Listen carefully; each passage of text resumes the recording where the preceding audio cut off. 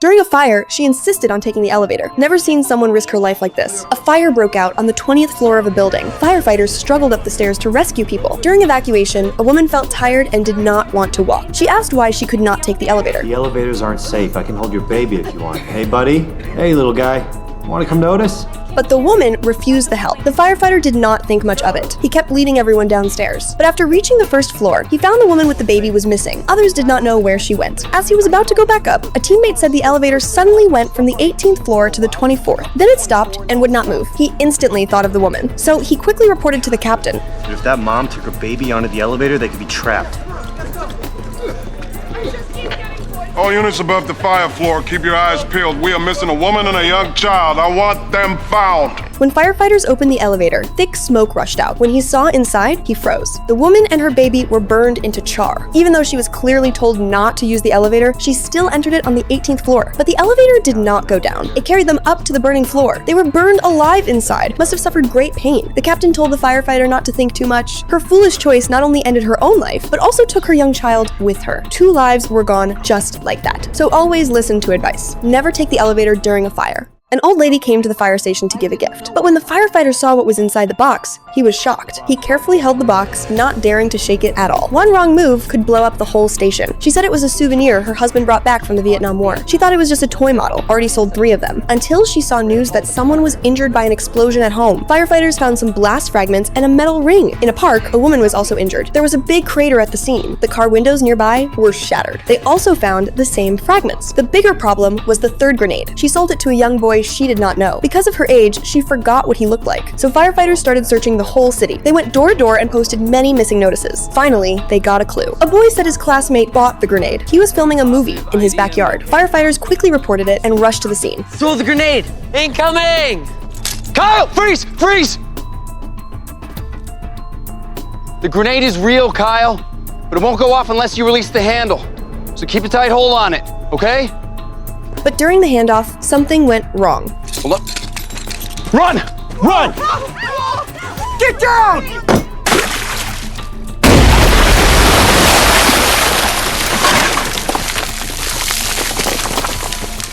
Luckily, no one was hurt.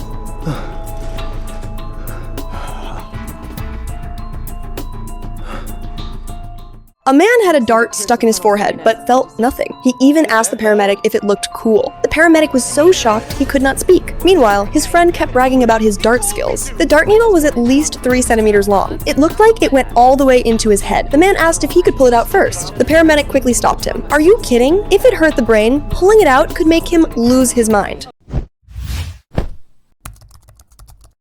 This must be handled by a professional doctor. Now the key is to fix the dart in place, to stop it from moving on the way to the hospital. The paramedic found a cocktail shaker to protect and secure it, but then his friend started causing trouble again. Another person tried to pull him away. They got into a fight and the scene became chaotic. Luckily, firefighters arrived in time and controlled the situation. This avoided a bigger conflict, but an accident still happened.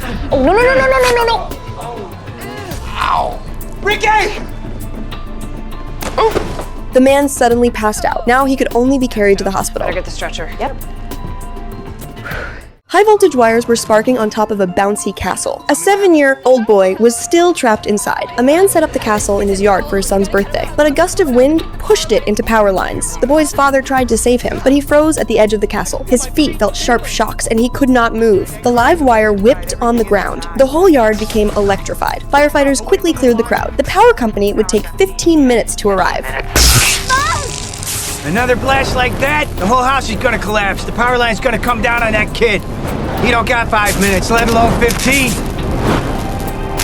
Sparks set the grass beside the castle on fire, but their tools were all metal. They had to split up to find insulated tools. A firefighter told the father to move back slowly. Both feet must stay on the ground, or he would get shocked. When the numb feeling stopped, they quickly pulled him to a safe area. At the same time, they built a simple wooden bridge, then climbed into the castle. The castle lost air and collapsed. Oh my god. Kevin! Now! They finally got out safely. This birthday will stay with him forever. He'll probably be scared of bouncy castles from now on. Don't think this is some dreamy fairyland. This mist can send you to meet God. It's ammonia gas. A flower farm owner said his worker accidentally damaged an ammonia cooling pipe. The worker went in to shut the valve, but a long time passed, no one came out. The captain told firefighters to go in and check. Ammonia reacts with any moisture on the body, so they had to control their breathing to reduce condensation. After preparing, they entered the flower market. They searched carefully and slowly. Suddenly, they found a man. He was lying in liquid ammonia. The captain quickly warned them. Their gear could not protect against liquid ammonia. They had to stay away. Smoke was already coming from their shoe soles. They slowly backed away. Chief, how long till Squad 6 gets here? 5 minutes at least. What are this guy's chances lying in this ammonia for 5 more minutes? Not good.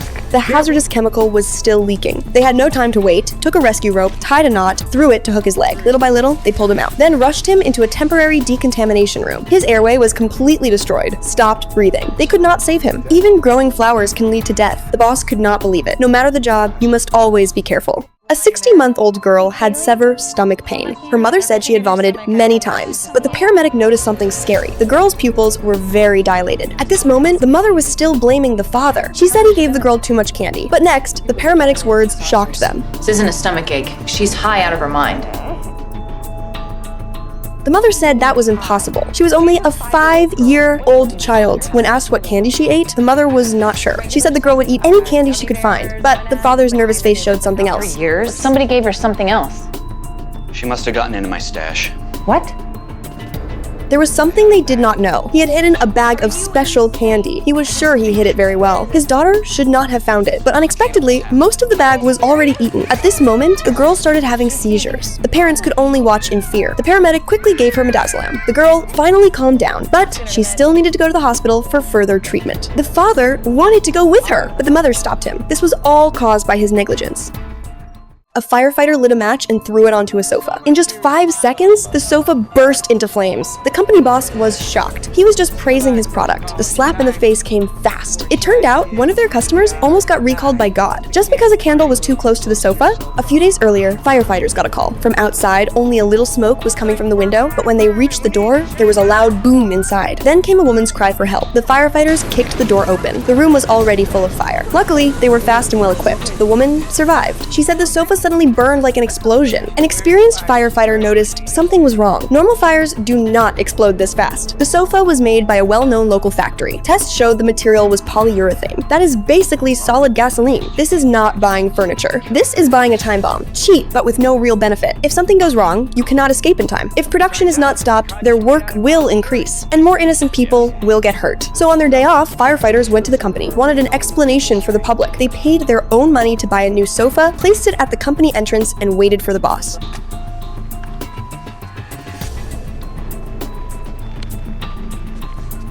This is your summer series model. It retails for $599. Listen, I understand you folks have some concerns about our products, but I don't have time right now to talk to you about them.